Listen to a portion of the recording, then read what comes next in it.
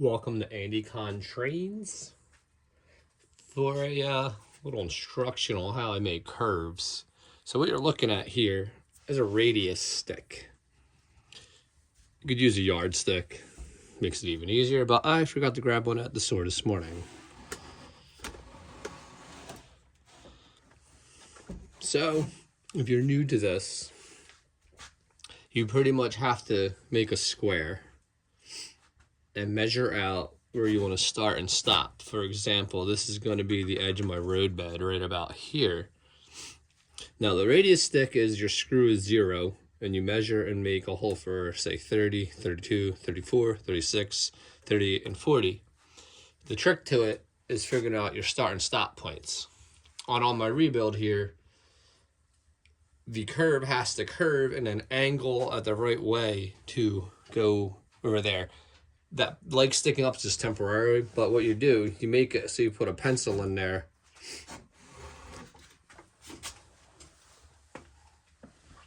Sorry, gonna start it. This is my starting point. And there's a gap left here because I'll put MDF back up here and we'll have terrain.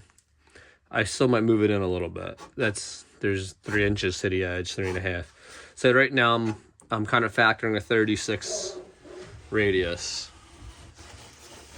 So what you want to do is run it till you're basically square, or straight should I say, and that will get your end point of the curve.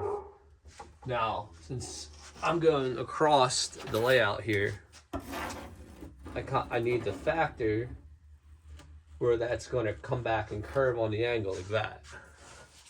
The beauty to Open Grid now is once this is figured out,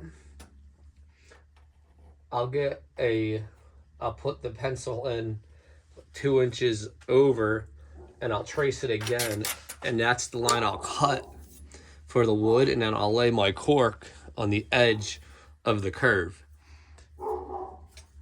Once I have cork down and the sub road bed kind of situated, I'll make another video and continue here.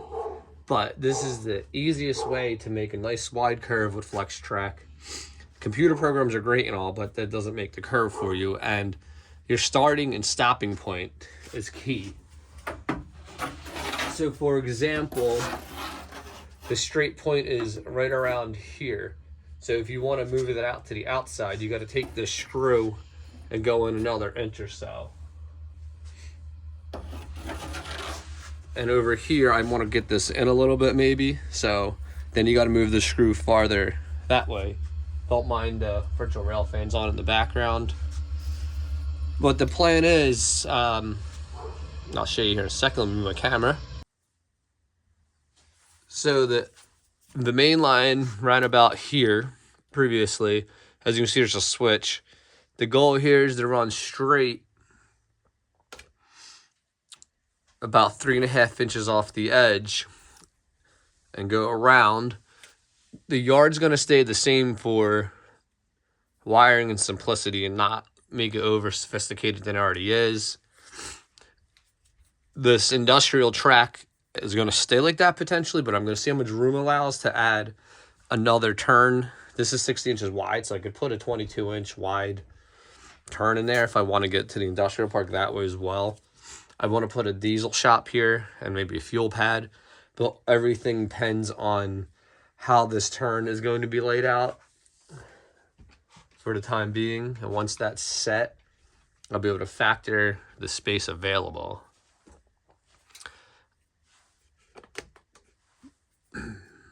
I'll have to shift over a tiny bit, I think, on the one track, not a huge deal.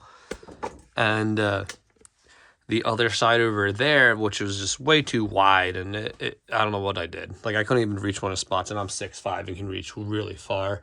So that's all going to be a 30-inch area. Probably would be a coal mining company town mainly. If possible, I'd like to do another coal dock for a barge. Hopefully. If not, maybe I'll have some stuff for sale. Or I'll save it for if I ever move and get a 100-foot long basement, hopefully. And there will be a lift out or a swing door, which I need to figure out. I do have brackets for both. It's just need to engineer it. But hopefully we get everything straightened out to get the main lines connected again, because that's going to be the major factor on how everything else lays out. Just stay tuned for more. If you have any questions about making a radius stick, it's real easy. And yeah, thanks for watching, and hope you enjoyed and maybe learned something.